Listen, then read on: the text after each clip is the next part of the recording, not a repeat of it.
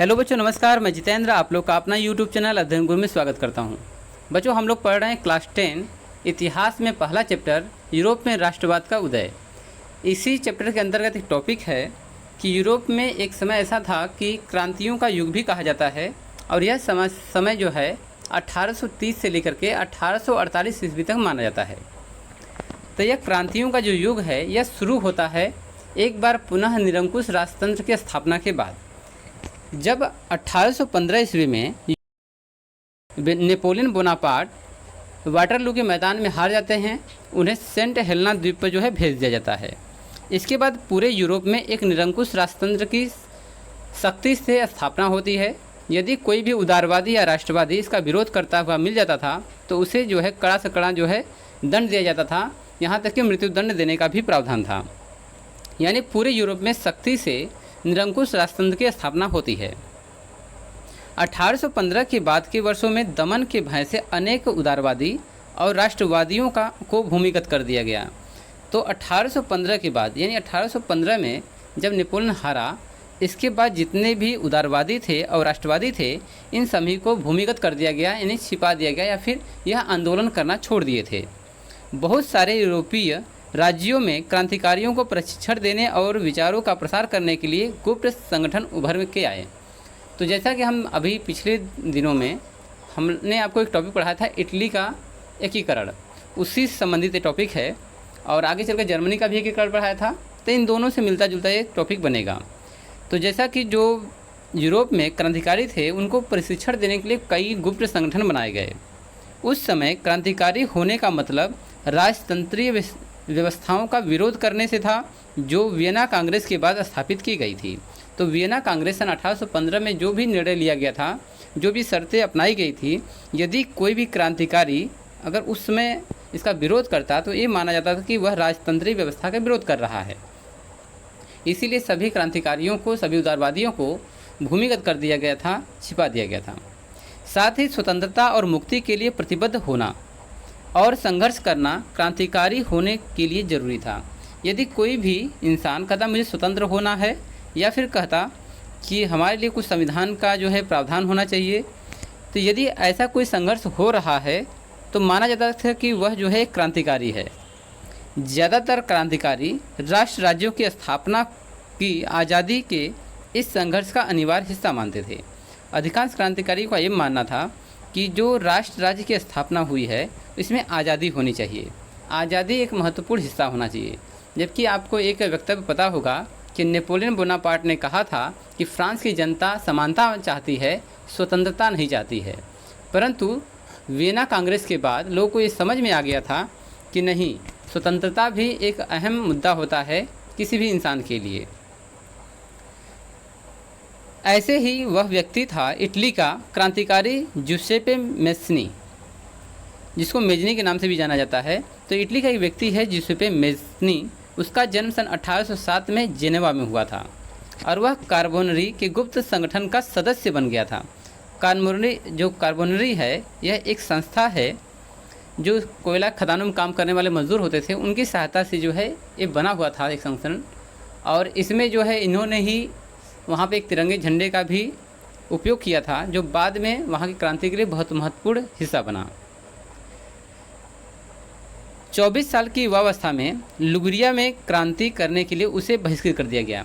तो एक स्थान है लिगुरिया जहाँ पर उसने क्रांति किया था, जिसके कारण से उसको जो है देश से निकाला मिल गया था, या फिर इटली से उसको बाहर जाने की अनुमति मिल गई थी, यानी कि वह इटली में नहीं रह सकता था। इसलिए देश से उसको बहिष्कृत कर दिया जाता है, निकाल दिया जाता है। उसके पश्चात उसने 2 और भूमिगत संगठनों की स्थापना किया।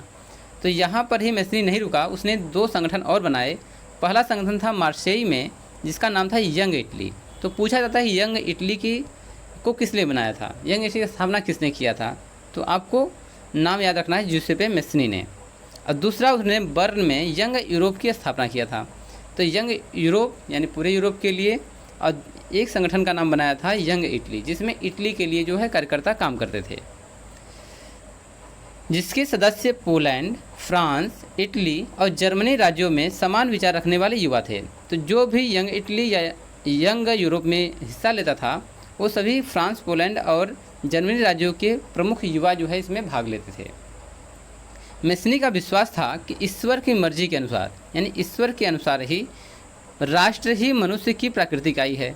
यदि कोई भी इंसान राज्य में है तो उस राज्य में राष्ट्रवाद होना चाहिए। ये मेस्नी का विश्वास था कि ईश्वर की मर्जी है कि राष्ट्र के बिना जो है इंसान नहीं रह सकता है।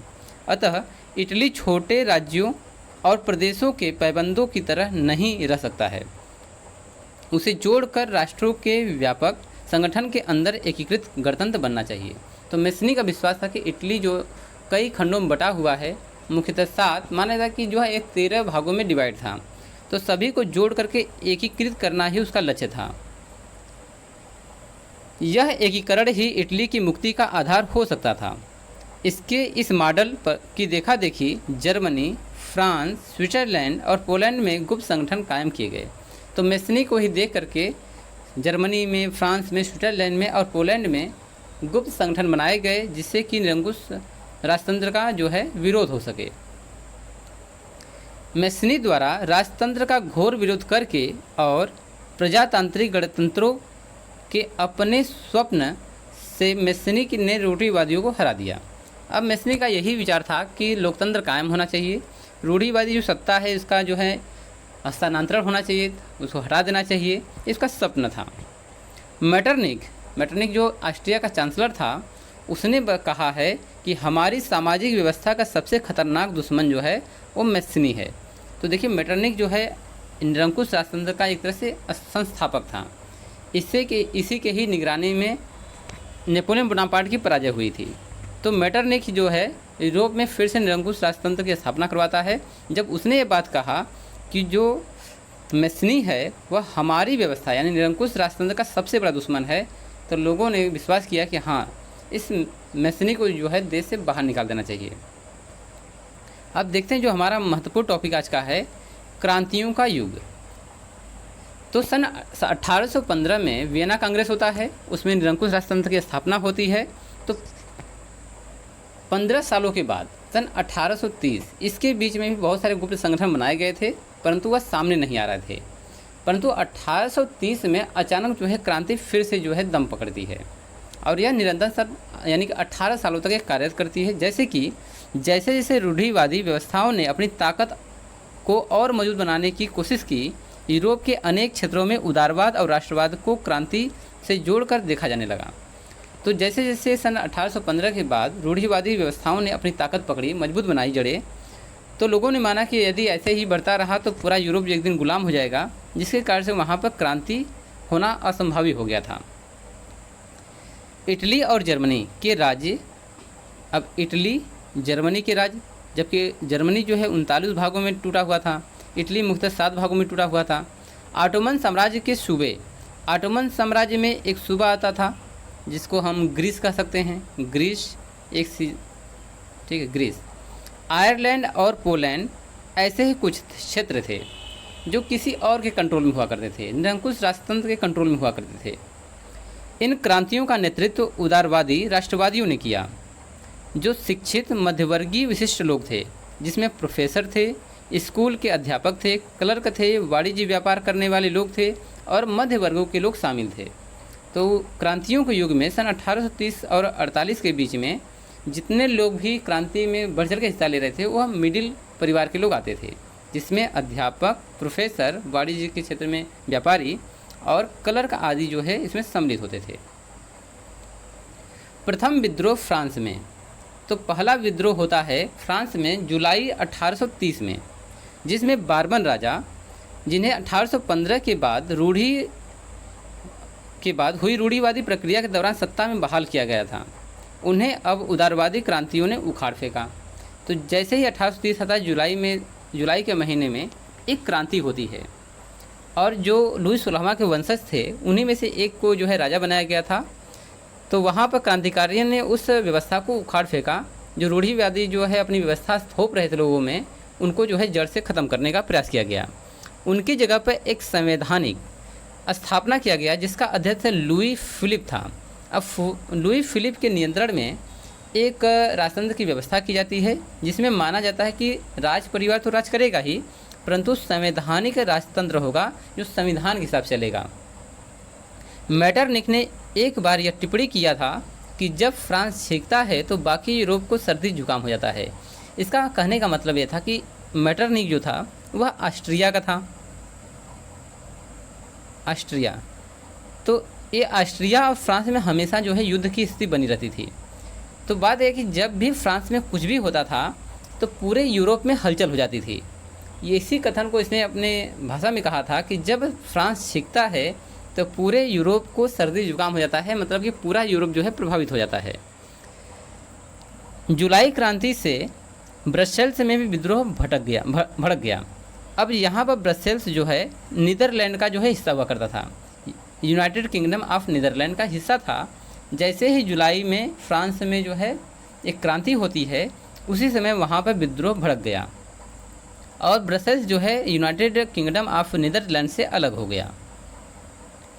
एक घटना जिसने पूरे यूरोप के शिक्षित अभिजात वर्ग में राष्ट्रीय भावना का संचार किया वह थी यूनान का स्वतंत्रता संग्राम। यह बहुत महत्वपूर्ण घटना है कि यूनान जो है 15वीं सदी से ऑटोमन साम्राज्य का हिस्सा हुआ करता था। ऑटोमन साम्राज्य में मुस्लिम समुदाय के लोग शासन कर रहे थे, परंतु 15वीं सदी जब स्टार्ट होता है तभी से यूनान पर ऑटोमन साम्राज्य का जो है आधिपत्य हो गया था। तो जैसे ही सन 1830 की क्रांति होती है, उसी समय यूनान में भी एक स्वतंत्रता संग्राम भड़कता है, जिससे यूनानी लोग जो है ऑटोमन साम्राज्य से अलग हो जाते हैं। यूरोप में क्रांतिकारी राष्ट्रवाद की प्रगति से यूनानियों का आज़ादी के लिए संघर्ष 1821 से प्रारंभ हो गया था। तो उन्होंने देखा कि सन 1815 के बाद जब वहाँ पर निरंकुश राजतंत्र की स्थापना होती है और वही सुविधाएं कर दी गई थी जो नेपोलियन बोनापार्ट के पहले थी, तो वहाँ पर जो है क्रांति, यानी कि जो ऑटोमन साम्राज्य है वहाँ पर जो है क्रांति होना सन 1821 से ही प्रारंभ हो गया था। यह 1821 वही डेट है जिस समय नेपोलियन बोनापार्ट की मृत्यु हुई थी। यूनान में राष्ट्रवादियों को निर्वासन में रह रहे यूनानियों के साथ पश्चिमी यूरोप के अनेक लोगों का समर्थन मिला, जो प्राचीन यूनानी संस्कृति यानी हेलेनिज्म के प्रति सहानुभूति रखते थे। तो जो ऑटोमन साम्राज्य था और जो यूनान को अपने अधीन किया था, यूनानी लोग काफ़ी जो है बाहर अन्य पश्चिमी देशों में रह रहे थे, जिससे इनको समर्थन मिल रहा था। लोग चाह भी रहे थे कि यूनान का जो प्राचीन सभ्यता है वह सामने निखर कर आए, उनकी संस्कृति जो है फिर से जागृत हो। इसलिए इनको सहानुभूति के तौर पर लोगों ने माना, पश्चिमी सभ्यता ने माना कि इनको स्वतंत्र होना चाहिए। कवियों और कलाकारों ने यूनान को यूरोपीय सभ्यता का पालना बताकर प्रशंसा की। तो यहाँ पर जो कवि थे, जो कलाकार थे, जो पश्चिमी जगत के थे, इन्होंने कहा कि यूरोप की जो सभ्यता है यूनान को, यानी कि जो यूरोप की सभ्यता है यह यूनान से ही चली आई है। तो यूनान को यूरोपीय सभ्यता का पालना करते थे, यानी कि जो यूरोप की सभ्यता है वह कुछ थोड़े तौर पर या फिर कहा जाए कि यूनान से संबंधित है। तो इनकी प्रशंसा कर रहे थे और मुस्लिम साम्राज्य के विरुद्ध यूनान के संघर्ष के लिए जनमत जुटाया। और जो पश्चिमी जगत है वह ऑटोमन साम्राज्य जो मुस्लिम साम्राज्य के विरुद्ध था, यूनान को अलग करने के लिए एक जनमत संग्रह करवाते हैं, यानी जनमत जो है कई लोग का इकट्ठा करते हैं और क्रांति प्रोसेस को आगे बढ़ाया जाता है। अंग्रेज कवि, यहाँ तक कि जो एक अंग्रेज कवि हैं उनका नाम है लॉर्ड बायरन, ने धन इकट्ठा किया और बाद में युद्ध भी लड़ने चले गए। किसके खिलाफ? ऑटोमन साम्राज्य के खिलाफ। ये किसके साथ लड़ रहे थे? यूनान के साथ। 1824 में इनको बुखार आ जाता है और यह युद्ध के मैदान में इनकी मृत्यु हो जाती है। अंत में 1832 में एक संधि होती है जिसे बोलते हैं कुस्तुनतिनिया की संधि। इसमें जो है इस संधि से यूनान को एक स्वतंत्र राष्ट्र की मान्यता मिल जाती है और यूनान ऑटोमन साम्राज्य से अलग हो जाता है। ऑटोमन साम्राज्य से यह अलग हो जाता है। तो कुस्तुनतिनिया संधि जो है यूनान के लिए वरदान साबित होती है और इसके तहत जो है यूनान को स्वतंत्र कर दिया जाता है, उसको जो है ऑटोमन साम्राज्य से मुक्ति मिल जाती है। अब इसमें क्या है? ग्रीक स्वतंत्रता युद्ध, यानी कि यूनान का ही स्वतंत्रता युद्ध है। ग्रीक स्वतंत्रता युद्ध में ने पूरे यूरोप के उन्नत वर्ग में राष्ट्रीय भावनाओं का संचार किया। 15वीं शताब्दी से यूनान ऑटोमन साम्राज्य का हिस्सा था। यूरोप में क्रांतिकारी राष्ट्रवाद की प्रगति से यूरोपीय लोगों की स्वतंत्रता के लिए संघर्ष 1821 में प्रारंभ हुआ। पश्चिमी यूरोप के साथ यूनान में राष्ट्रवादियों के निर्वासन रहने का लोगों को समर्थन मिला, और यहाँ तक कि कवियों और कलाकारों ने यूनान को यूरोपीय सभ्यता का नायक भी कहा है और उसकी प्रशंसा की है, और मुस्लिम साम्राज्य के खिलाफ जो है जनमत तैयार किए। अब देखते हैं कि रूमानी कल्पना क्या है और राष्ट्रीय भावना कैसे जो है जागृत हुई। राष्ट्रवाद का विकास केवल युद्धों और क्षेत्रीय विस्तार से नहीं हुआ। यदि लोग मानते हैं कि राष्ट्रवाद का जो है विकास केवल युद्धों से हुआ है या अपने क्षेत्र को बढ़ा देने से हुआ है, तो ऐसा नहीं था। राष्ट्र के विचार के निर्माण में संस्कृति ने एक महत्वपूर्ण भूमिका निभाई, जिसमें कला, काव्य, कहानियाँ, किस्सों और संगीत ने राष्ट्रवादी भावनाओं को गढ़ने और उसे व्यक्त करने का सहयोग किया। तो लोगों का मानना है कि युद्ध ने ही केवल राज्य विस्तार ने ही केवल राष्ट्रवाद की भूमिका जो है अदा नहीं की, राष्ट्रवादी भावनाएं नहीं भड़काईं, बल्कि लोगों ने अपने स्तर पर संस्कृतियों को बढ़ाया, संगीत के माध्यम से, कला के माध्यम से, काव्य के माध्यम से। तब जाकर के लोगों में भावनाएं उत्पन्न हुई कि नहीं, हमारे लिए स्वतंत्रता क्या मायने रखता है। तो रूमानीवाद के अंतर्गत हम लोग काव्य, कला, कहानियों और पत्रिकाओं के बारे में जो है हम पढ़ेंगे। ठीक है। रूमानीवाद भी एक ऐसा सांस्कृतिक आंदोलन था जो एक खास तरह के राष्ट्रीय भावना का विकास करना चाहता था।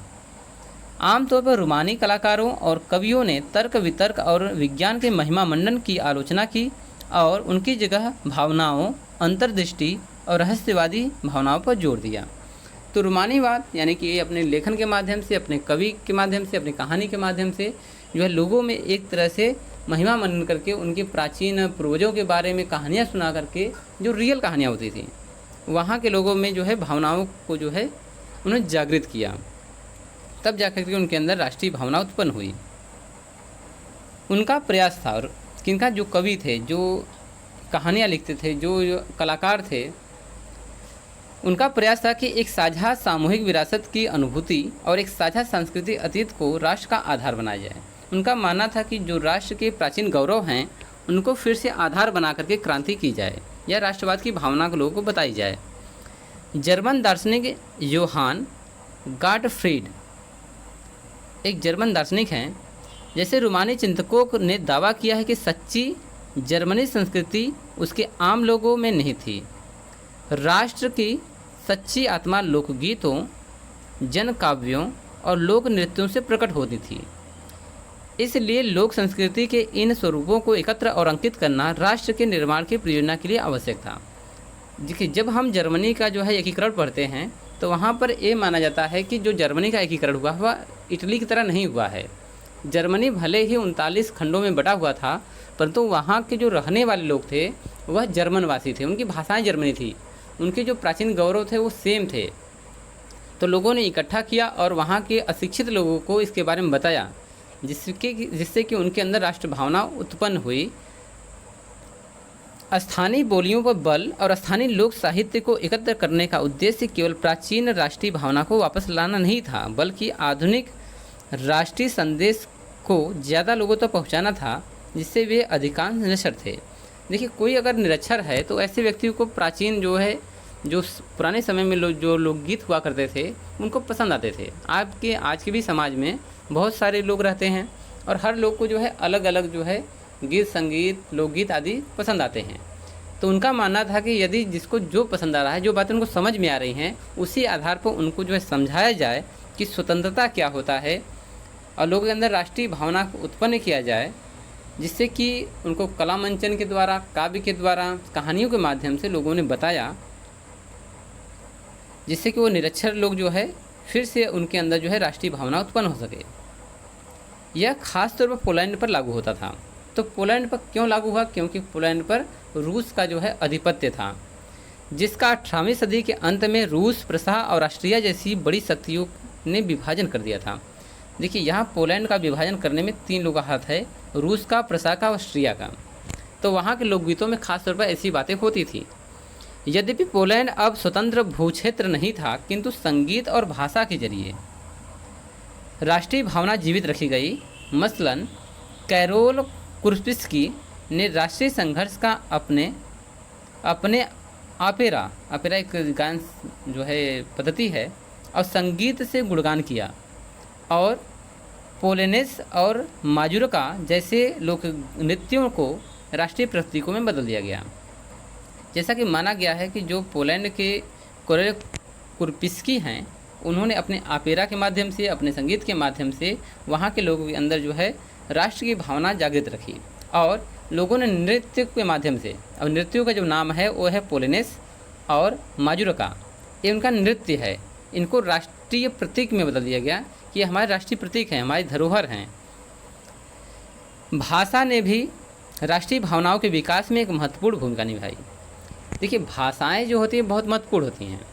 यदि अगर हम किसी अन्य देश में किसी और देश की भाषा को लागू करेंगे तो वहाँ लोगों को बातों समझ में नहीं आएंगी, इसलिए भाषा को एक महत्वपूर्ण जो है मुद्दा बनाया गया।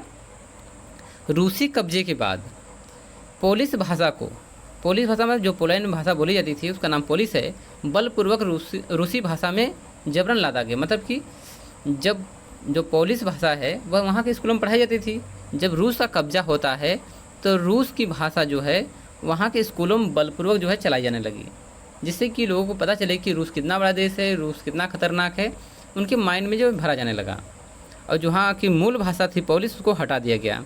सन 1831 में रूस के विरुद्ध एक सशस्त्र विद्रोह हुआ जिसे आखिरकार कुचल दिया गया, लेकिन इसके अनेक सदस्यों ने राष्ट्रवादी विरोध के लिए भाषा को एक हथियार बना लिया। अब यहाँ पर जो लोग थे राष्ट्रवादी थे, उन्होंने कहा कि नहीं, रूस में केवल पोलिश भाषा चलेगी, रूसी भाषा नहीं चलेगी। चर्च के आयोजनों और संपूर्ण धार्मिक शिक्षा में पोलिश का इस्तेमाल हुआ। लोगों ने विरोध जब किया तो चर्च में पोलिश भाषा का इस्तेमाल किया और धार्मिक शिक्षा जो की जाती थी वहाँ पोलिश भाषा का इस्तेमाल किया। इसका नतीजा ये हुआ कि बहुत बड़ी संख्या में पादरियों और बिशपों को जेल में डाल दिया गया। डालने वाला कौन था? रूस ने अपनी भाषा को बचाने के लिए वहाँ पर इनको जो है जेल में डाल देता है। फिर भी लोगों ने क्या किया था कि इसका विरोध करने के लिए जहाँ जहाँ धार्मिक शिक्षा केंद्र थे वहाँ पोलिश भाषा इस्तेमाल किया और चर्चों में जो है वहाँ पर पोलिश भाषा का इस्तेमाल करना शुरू कर दिया। रूसी अधिकारियों ने उन्हें सज़ा देते हुए साइबेरिया भेज दिया। अब साइबेरिया भेजने का रीज़न ये था कि साइबेरिया में बहुत ठंडी होती थी और निर्जन इलाका है, बर्फ़ से ढका हुआ है, तो सज़ा के तौर पर उन्हें कहाँ भेज दिया गया? साइबेरिया में, क्योंकि उन्होंने रूसी भाषा का प्रचार करने से इनकार कर दिया। तो जो बिशप थे, जो चर्च के पादरी थे, उन्होंने रूसी भाषा का प्रचार करने के लिए मना कर दिया, जिससे कि उनको साइबेरिया भेज दिया गया, ठंडे प्रदेश में भेज दिया गया। पोलिश भाषा रूसी प्रभुत्व के विरुद्ध संघर्ष के प्रतीक रूप में देखी जाने लगी। अब लोगों ने यह कहना शुरू कर दिया कि पोलिश भाषा जो है हमारी भाषा है, हम इसको जो है रूसी भाषा के मतलब कि रूसी भाषा को इसका स्थान नहीं लेने देंगे। जो 1830 से 1848 तक क्रांति चली है, उसमें भूख और कठिनाइयाँ और जन विद्रोह भी बहुत महत्वपूर्ण मुद्दा बन के आता है।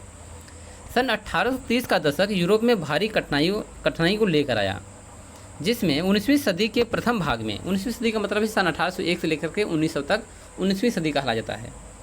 प्रथम भाग में पूरे यूरोप में जनसंख्या में ज़बरदस्त वृद्धि हुई, यानी 1801 से लेकर के 1830 के आसपास तक, एक भाग में, 4 भागों में बांटते हैं तो लगभग 25 सालों तक पूरे यूरोप में जो है संख्या में वृद्धि होता है।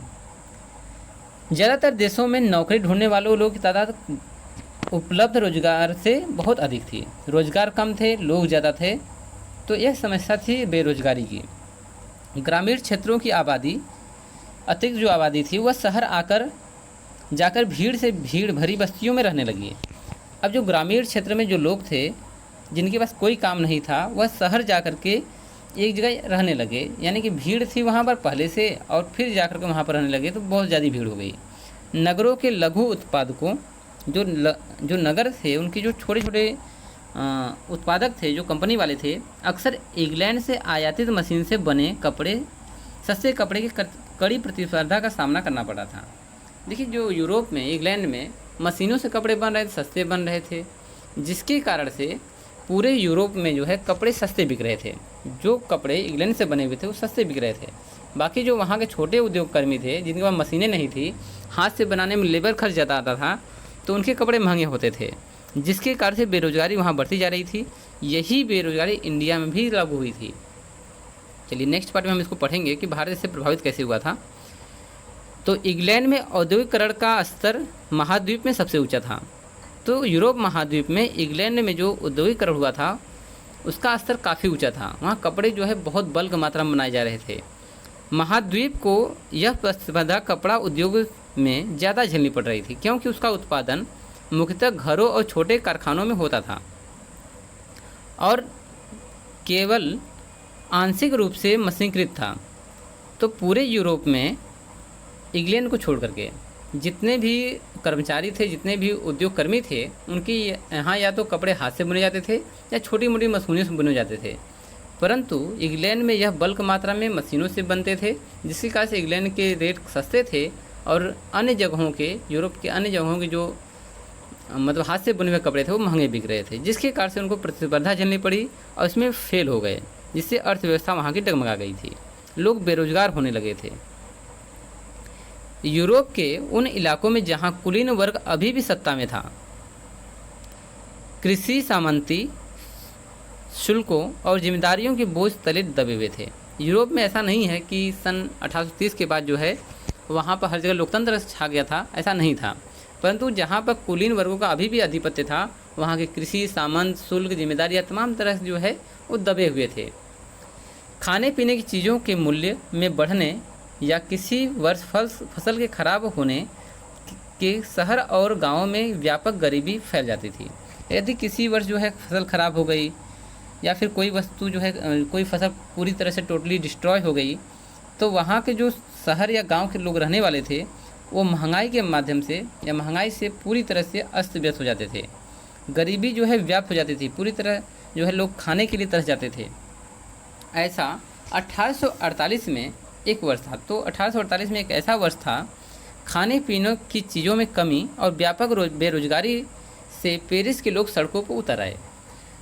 तो सन 1830 में क्रांति हुई फ्रांस में, पूरा यूरोप फिर से भड़क गया। जैसे ही यूनान में क्रांति होती है, यूनान को अलग राष्ट्र घोषित किया जाता है, पूरे यूरोप में फिर से हलचल पैदा हो जाती है। ऐसे ही भूखमरी और गरीबी के माध्यम से सन 1848 में फ्रांस में एक बार फिर से लोग पेरिस की सड़कों पर उतर आते हैं। जगह जगह अवरोध लगाए गए। लुई फिलिप को भागने के लिए मजबूर कर दिया गया। लुई फिलिप कौन है? वही इंसान जिसके राजतंत्र के यानी संवैधानिक राजतंत्र की स्थापना किया था। यानी कि राजतंत्र था परंतु संवैधानिक जो है था, एक संविधान के तहत था। तो 1848 में यह गद्दी छोड़ करके भाग जाता है। राष्ट्रीय सभा यानी कि नेशनल असेंबली ने एक गणतंत्र की घोषणा करते हुए 21 वर्ष से ऊपर सभी वयस्क पुरुषों को मताधिकार प्रदान किया। यानी उसने ये कहा कि जो व्यक्ति 21 साल से ऊपर है वह जो है अपने मत का अधिकार यानी चुनाव में भाग ले सकता है, वोटिंग कर सकता है। और काम के अधिकार की गारंटी दी। जो वहाँ की नेशनल असेंबली थी वो कही कि आपको काम भी अवश्य मिलेगा। रोजगार उपलब्ध कराने के लिए राष्ट्रीय कारखाने स्थापित किए गए। ये फ्रांस की बात हो रही है, ठीक है। इससे पहले सन 1845 में 3 साल पहले सिलेसिया में बुनकरों ने उन ठेकेदारों के खिलाफ विद्रोह कर दिया जो कच्चा माल देकर निर्मित कपड़ा लेते थे, परंतु दाम बहुत कम थे। तो यहाँ पर जो है सन 1845 में सिलेसिया एक स्थान है, वहाँ के बुनकरों ने ठेकेदारों को इसलिए जो है विद्रोह करना पड़ा क्योंकि वो कच्चा माल देकर कपड़े बनवा लेते थे, परंतु जब कपड़े ले जाते थे तो उनको रेट कम देते थे। प्रभाव किसका था? इंग्लैंड का, क्योंकि इंग्लैंड के जो कपड़े थे वो सस्ते बन रहे थे, पूरे मार्केट में सस्ते बिक रहे थे, जिसके कारण से उन्हीं को रेट की तर्ज पर इन बुनकरों को भी पैसे दिए जा रहे थे। तो वहाँ के जो बुनकर थे वो कम पैसे पा रहे, जिसके कारण से उनको विद्रोह करना पड़ा। तो पत्रकार विल्हेम वोल्फ ने लिखा है, अब क्या लिखा इन्होंने, सिलेसिया के एक गांव की घटना इस प्रकार बयान किया। तो सिलेसिया का एक गांव है, उसने बताया कि वहाँ पर लगभग उस गांव में 18,000 की आबादी थी। सूती कपड़ा बुनकरों का व्यवसाय सबसे व्यापक यहीं पर था। श्रमिकों की यह हालत खस्ता थी। वहाँ श्रमिक जो थे उनकी हालत बड़ी बेकार थी क्योंकि उनको पैसे कम मिल रहे थे। काम के लिए बेताब लोगों का फ़ायदा उठाकर ठेकेदारों ने उनसे बनवाए जाने वाले माल की कीमत गिरा दिए, क्योंकि लोग बेरोजगार थे तो कम रेट में जो है वो कपड़े बनवा रहे थे, रेट को और कम करते जा रहे थे। इसका ठेकेदारों ने फ़ायदा उठाया। 4 जून को दोपहर 2 बजे बुनकरों की एक भीड़ अपने घरों से निकली और कतारों में चलते हुए ठेकेदारों की कोठी पहुंच जाती है और वहां पर मजदूरी की मांग कर रहे। वहाँ लोगों ने कहा कि मजदूरी का यानी जो मजदूरी उन्होंने किया है उसकी मांग कर रहे थे और मांग रहे थे कि उनकी मजदूरी बढ़ाई जाए। उसके साथ कभी घृणा का व्यवहार किया गया तो कभी धमकियाँ दी गई। जो लोग कह रहे थे मजदूरी बढ़ाइए, मेरे पैसे दीजिए, तो उनको दुर्व्यवहार किया गया। इसके बाद भीड़ जो है वहाँ के जो ठेकेदार थे उनके घरों में जबरदस्ती घुस जाती है और उनकी कांच की खिड़कियाँ जो चमचमा रही थी, फर्नीचर जो थे, मिट्टी के बर्तन थे, आदि सभी चीज़ें फाड़ देते हैं, तोड़ देते हैं, तहस नहस कर देते हैं। एक अन्य गुट ने भंडार गृह में घुस करके कपड़े के भंडार को लूट करके तार तार कर दिया, जला दिया, फेंक दिया। ठीक है, ठेकेदार अपने परिवार के साथ पड़ोस के गांव में भाग गए, परंतु वहां पर भी उनको जो है रहने के लिए स्थान नहीं दिया गया। तो गांव वालों ने इनकार कर दिया कि नहीं, आप हमारे यहाँ नहीं रह सकते। वह 24 घंटे के बाद सेना को बुलाकर उनकी मदद से लौट गए, यानी अपने घरों में आ गए। इसके बाद जो टकराव हुआ उसे 11 बुनकरों को गोली मार करके मार दी गई, जिससे उनकी मृत्यु हो गई। तो यहाँ पर जो है आपको बताया गया है कि बेरोजगार होने से क्या क्या हो सकता है। लोग आपका फ़ायदा उठा सकते हैं, विद्रोह हो सकता है और कुछ लोगों की जान भी जा सकती है। अब देखते हैं जो हमारा मूल टॉपिक रहा है 1848 उदारवादियों की क्रांति। सन 1848 में जब अनेक यूरोपीय देशों में गरीबी, बेरोजगारी और भूखमरी से ग्रस्त किसान मजदूर विद्रोह कर रहे थे, तब उसके समानांतर पढ़े लिखे मध्य वर्गों की एक क्रांति हो रही थी, जिसे हम उदारवादी क्रांति भी कहते हैं। तो लोग जहाँ तक कि यूरोप में गरीबी, बेरोजगारी से या भूखमरी से मर रहे थे, वहीं एक पैरेलल में एक मध्यम वर्ग जो पढ़ा लिखा था एक क्रांति जो है कर रहा था, जिसे उदारवादियों क्रांति कहते हैं। फरवरी सन 1848 की घटनाओं से राजा को गद्दी छोड़नी पड़ी। लुई फिलिप है वह गद्दी छोड़ के भाग जाता है और एक गणतंत्र की घोषणा कर दी जाती है, यानी कि वहाँ पर जनता का शासन लागू कर दिया जाता है, जो सभी पुरुषों के सार्वत्रिक मताधिकार पर आधारित था। यूरोप के अन्य भागों में जहां अभी तक स्वतंत्र राष्ट्र राज्य अस्तित्व में नहीं आए थे, जैसे Germany, Italy, Poland, Austro Hungarian साम्राज्य, वहां के उदारवादी मध्यवर्गों के स्त्री पुरुषों ने संविधानवाद की मांग को राष्ट्रीय एकीकरण की मांग से जोड़ दिया। उन्होंने बढ़ते जन असंतोष का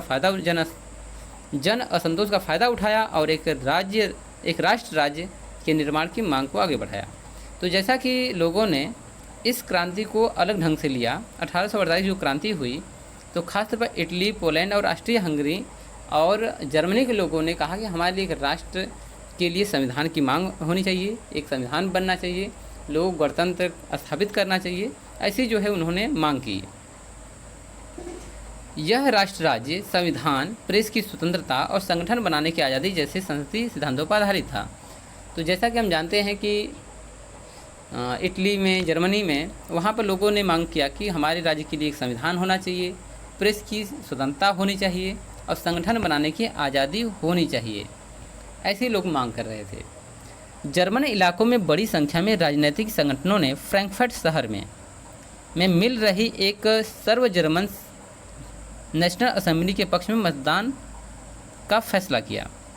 अब जर्मन इलाकों में जो एक शहर है फ्रैंकफर्ट शहर, तो उन्होंने देखा कि वहाँ पर जो एक सर्व जर्मन नेशनल असेंबली के पक्ष में लोगों ने कहा कि वहाँ पर जुटते हैं और उसके पक्ष में एक मतदान देते हैं, यानी फैसला करते हैं कि हमारे लिए एक जर्मन नेशनल असेंबली होनी चाहिए। और 18 मई सन 1848, फरवरी के बाद ये मई की बात है, ठीक है, 831 निर्वाचित प्रतिनिधियों ने एक सजे धजे जुलूस में जाकर फ्रैंकफर्ट संसद में अपना स्थान ग्रहण किया। तो जो संसद बनाई गई थी उसका नाम रखा गया था फ्रैंकफर्ट संसद। फ्रैंकफर्ट जो एक शहर का नाम है। 18 मई को ऐसा होता है कि 831 लोग वहाँ जो निर्वाचित हुए थे वो वहाँ पहुँचते हैं और यह संसद सेंट पॉल चर्च में आयोजित की गई थी। तो एनसीईआरटी की बुक में आपको सेंट पॉल चर्च का जो है आपको चित्र मिल जाएगा, वहाँ पर इमेज मिल जाएगी। उन्होंने एक जर्मन राष्ट्र के लिए एक संविधान का प्रारूप तैयार किया। इस राष्ट्र की अध्यक्षता एक ऐसे राजा को सौंपी गई जो संसद के अधीन रहना था। तो वहाँ पर एक राष्ट्र राज्य के लिए एक संविधान का निर्माण किया जाता है और कहा जाता है कि एक अध्यक्ष ऐसा राजा बने जो जो संविधान हमने बनाया है, जो संसद बनाया है, इसके अधीन रह करके वो काम करे। परंतु उसी समय प्रसा के एक राजा है जिसका नाम है फ्रेडरिक विल्हेम चतुर्थ। यह जो है ताज लेने से उन्हें मना कर दिया। जब प्रतिनिधियों ने प्रसा के राजा फ्रेडरिक विल्हेम चतुर्थ को ताज पहनाने की पेशकश की तो उसने उसे अस्वीकार कर दिया। अस्वीकार करके उन राजाओं का साथ दिया जो निर्वाचन सभा के विरोधी थे। अब प्रसा का जो राजा था फ्रेडरिक विल्हेम चतुर्थ, उसने कहा कि नहीं, हम इसके जो है प्रतिनिधि अध्यक्ष नहीं बनेंगे, और वह भी जो है इस सभा का विरोध करने के लिए सामने आया। ठीक है, जहाँ कुलीन वर्ग और सेना का विरोध बढ़ गया, वही संसद का सामाजिक आधार कमज़ोर हो गया। जैसे ही उस राजा ने कहा कि नहीं, हम जो है इस ताज को नहीं पहनेंगे, हम संविधान के अंतर्गत नहीं रहेंगे, हम इस सभा के विपरीत हैं, तो वहाँ पर जो है कुलीन वर्गों और सेना में क्या हुआ, विरोध हो गया, लोग आपस में लड़ने झगड़ने लगे। जो संसद का निर्माण किया गया था फ्रैंकफर्ट संसद का, वह जो है एक तरह निष्फल होता हुआ दिखाई दिया। संसद में मध्य वर्गों का प्रभाव अधिक था, जिन्होंने मजदूरों और कारीगरों की मांगों का विरोध किया था, जिससे वे उनका समर्थन खो बैठे। अंत में सैनिकों को बुलाया गया और असेंबली भंग होने के लिए मजबूर हो गई। तो संसद में जो निम्न वर्ग थे, जो मजदूर थे, कारीगर थे, उन्होंने कुछ मांगे की। तो मध्यम वर्ग, जो कि उस फ्रैंकफर्ट संसद का मुख्य सदस्य था, उन्हें इनकी मांगों को ठुकरा दिया। तो पहली बात है कि राजा जो है, प्रसा का राजा जो विल्हेम चतुर्थ है, यानी फ्रेडरिक विल्हेम चतुर्थ, उसने ताज पहनने से मना कर दिया। इधर बुनकरों, किसानों और मजदूरों ने जो है अपने हाथ खींच लिए, जिससे कि उनका जो आंदोलन है वह शिथिल पड़ गया। असेंबली जो है भंग हो गई। उदारवादी आंदोलन के अंदर महिलाओं और राजनीतिक अधिकार प्रदान करने का मुद्दा विवादास्पद था। हालांकि आंदोलन में वर्षों से बड़ी संख्या में महिलाओं ने सक्रिय रूप से भाग लिया था। तो जो आंदोलन हो रहे थे सन 1848 में, उसमें औरतों, महिलाओं, बच्चों ने भी बढ़ चढ़ के भाग लिया था। परंतु जब महिलाओं को अधिकार देने की बात आई तो वह काफ़ी विवादास्पद था। उनको जो है किसी भी संसद में उनको पद नहीं दिया गया। महिलाओं ने अपने राजनीतिक संगठन स्थापित किए, अखबार शुरू किए और राजनीतिक बैठकों में प्रदर्शनों में शिरकत की। इसके बावजूद उन्हें असेंबली के चुनाव के दौरान मताधिकार से वंचित किया गया। तो जो वहाँ पर मताधिकार हो रहे थे, जो वोटिंग का प्रोसेस चल रहा था जर्मनी में, इससे उनको वंचित किया गया। उनको वो अधिकार नहीं मिला, यानी मताधिकार का उनको कोई भी अधिकार नहीं मिला। जब सेंट पॉल चर्च में फ्रैंकफर्ट संसद की सभा आयोजित की गई, तब महिलाओं को केवल एक प्रेक्षकों की हैसियत से दर्शक दीर्घा में खड़े होने का मौका मिला। तो जो महिलाएं इतने बढ़ चढ़ करके वहाँ के आंदोलन में भाग ले रही थी, वह केवल वहाँ पर मूक दर्शक बनी रही। वहाँ के जो है जितने भी नीति निर्देशक थे वह सभी आदमी ही थे। हालांकि रूढ़िवादी ताकतें सन 1848 में उदारवादी आंदोलनों को दबा पाने में कामयाब हुई, यानी 1848 की जो क्रांति है वह दब गई, किंतु पुरानी व्यवस्था बहाल नहीं हो पाई। जैसा कि निरंकुश राजतंत्र जो है सन 1815 में लागू हुआ था, वह फिर से दोबारा लागू नहीं हुआ, यानी कि संवैधानिक राजतंत्र की स्थापना हुई। राजाओं को यह समझ में आना शुरू हो गया कि उदारवादी राष्ट्रवादी क्रांतिकारियों को रियायतें देकर ही क्रांति का दमन चक्र को समाप्त किया जा सकता है। उन्होंने कहा कि जो हम इनके साथ जास्ती कर रहे हैं, यदि हम इनको छूट देंगे तो यह जो आंदोलन हो रहे हैं यह ख़त्म हो जाएगा। अतः सन 1848 के बाद के वर्षों में मध्य और पूर्वी यूरोप की निरंकुशता ने उन परिवर्तनों का आरंभ किया जो 1815 से पहले हो चुके थे। 1815 से पहले जब नेपोलियन बोनापार्ट था तो उन्हें समानता का अधिकार दिया था, निरंकुश राजतंत्र का पूर्णतः सफाया करने की ओर कदम बढ़ा दिया था। परंतु 1815 के बाद जब वियना कांग्रेस की बैठक होती है, फिर से निरंकुश राजतंत्र आता है। तो यह जो है 1815 से लेकर के 1848 तक कायम रहता है। तो वहाँ पर निरंकुश राजाओं ने देखा कि यदि हमें इस आंदोलन को पूरी तरह से, इस क्रांति को पूरी तरह से ख़त्म करना है तो हमें वही नियम लागू करने होंगे जो 1815 से पहले लागू थे। इस प्रकार हैब्सबर्ग अधिकार वाले क्षेत्रों में और रूस में भूदासत्व और बंधुआ मजदूरी समाप्त कर दी गई। तो जो हैब्सबर्ग का अधिकार था, जो ऑस्ट्रिया के शासक वर्ग थे उन क्षेत्रों में, और रूस ने भूदासत्व और बंधुआ मजदूरी को समाप्त कर दिया। हैब्सबर्ग शासकों ने हंगरी के लोगों को ज़्यादा स्वायत्तता प्रदान की। जब सन 1848 की जब क्रांति हुई तो उस समय जो हंगरी है, जो हैब्सबर्ग के जो शासक थे, यानी कि ऑस्ट्रिया शासक, उन्होंने हंगरी के लोगों को ज़्यादा स्वायत्तता दी, उनको ज़्यादा छूट दिया, जबकि जर्मनी को और इटली के खिलाफ भी उन्होंने कुछ नहीं किया था। तो इससे निरंकुश मैग्यारों की प्रभुत्व का रास्ता साफ हुआ। तो अब जो है फिर से उन्होंने देखा कि निरंकुश राजतंत्र की स्थापना एक संविधान के अंतर्गत की गई, जिसको हम संवैधानिक राजतंत्र के नाम से जानते हैं, और यह क्रांति कुछ समय के लिए टल गया था। तो बच्चों, मैं आशा करता हूँ कि आपको वीडियो समझ में आया होगा।